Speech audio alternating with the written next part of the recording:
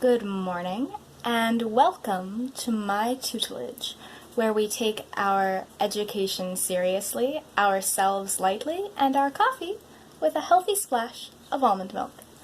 My name is Madeline, and I am a tutor, although I do moonlight as a reader. My tongue is often in my cheek, and my bookmark is currently in this Madeline L'Engle book about writing. School is out, but I want to challenge you this summer to read one old book. And for the purposes of this challenge, let's say that an old book is your age times 10. So if you're 10 years old, read a 100-year-old book written before 1921. If you are 15, read a 150-year-old book written before 1871.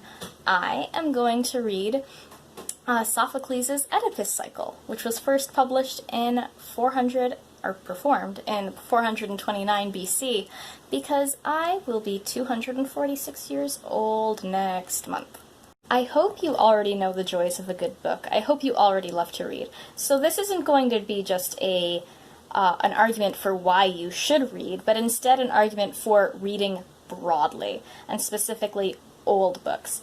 Not just to prepare for tests and college, but also so that you will just be a more educated, empathetic, and entertained person.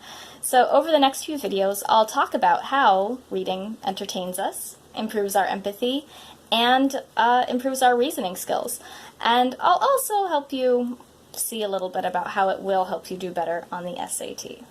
Reading extensively is one of the best ways to prepare for the SAT and ACT. When I was in high school, I got a perfect 800 on the verbal reading section of the SAT, and I had never taken a practice test or a course.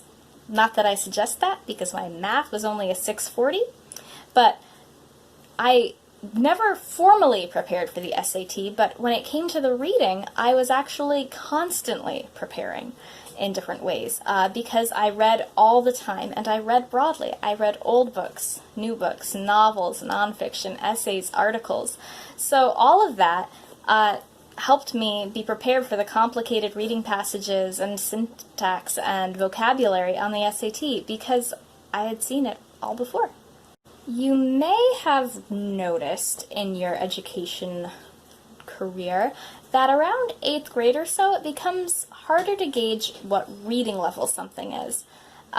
Every year since kindergarten, you improved your reading level by constantly reading things that were above your reading level. It's like a ladder where you need to reach up in order to pull yourself up. So you read things that were too difficult for you until they became not too difficult for you. But after a while, it can be easy to plateau, because many things today, even if they're technically written for adults, are just written at around an 8th grade reading level. So they might require a bit more background knowledge, but by and large, you're not going to be too challenged by the writing styles in books and articles today. Now, you can go through life just fine with that reading level, and that would not present too many challenges, but if you want to go on to college, if you want to be able to handle the course material there, or if you just want to know that if you can pick up anything in your language and read it with some challenges, then you need to find challenging things to read. So in nonfiction, you do this by reading more technical and specific articles from journals and books. And in fiction, this often means turning to old books. Many old writers used different vocabulary than we do, and they used words in different ways. Their sentences were longer, and their structure was more complicated, with plenty of commas and semicolons. If you had to read Benjamin Franklin's autobiography in school, you know exactly what I'm talking about. But these long, complicated sentences do have an internal logic that makes it easier to understand them once you get the hang of it. This reading will help improve and broaden your reading comprehension, and it will help you, as a writer too, when it comes time to express yourself, whether just in an essay or and if you like to do creative writing, if you only get the modern style from what you read, you're going to imitate that, and it's very short and to the point with simple words, nothing wrong with that, but reading books from different eras will expose you to a lot of different writing styles, and that will help you find a unique writing voice so you don't just sound like everybody else. By way of analogy, there's a lot of really great music out there being recorded today. But as a rule, most modern pop songs are only 3 to 4 minutes long. So you don't have to listen long to get the full musical message.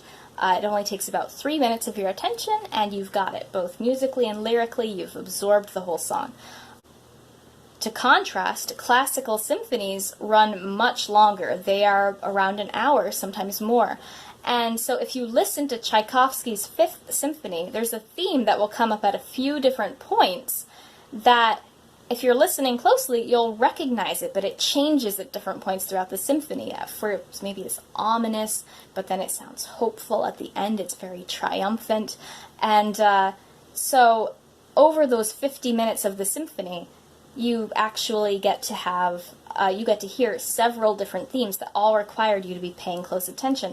So it takes practice to get good at listening to long pieces of music, just like it takes practice to get good at reading longer sentences and longer books, but it is worth it. It will get easier. Reading old books will also help us engage with different ideas from our own, which will help us be better thinkers. Sometimes it's good practice at logical thinking to take an issue that doesn't carry as much emotional weight because it isn't relevant to today. It can be difficult to think very logically and dispassionately about things that we hear about in the news or about things that we're reading about that affect our daily lives because there is an emotional investment. Sometimes it helps to pick up something that you know is not happening in the world today or is not going to affect your life, and that way you can practice being a more careful, reasoned thinker because it won't really impact your emotions.